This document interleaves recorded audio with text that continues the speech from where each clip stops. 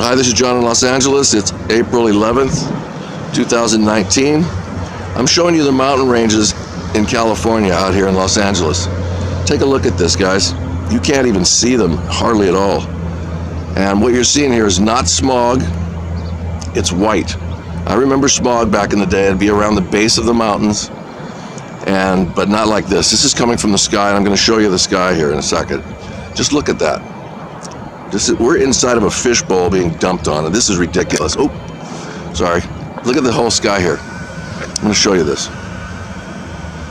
You can see that it's not clouds. I mean, I can tell, and a lot of people can. A lot of people know this is going on. They're blocking out the sun.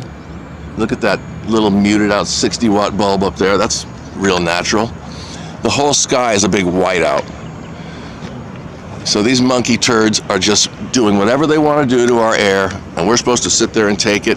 The news won't talk about it. That's just great. Thanks. Real heroes you guys are. So just take a look at that. It's just sick. Okay. I will talk to you soon. Thanks. Very frustrating, man. I tell you. Okay, take care.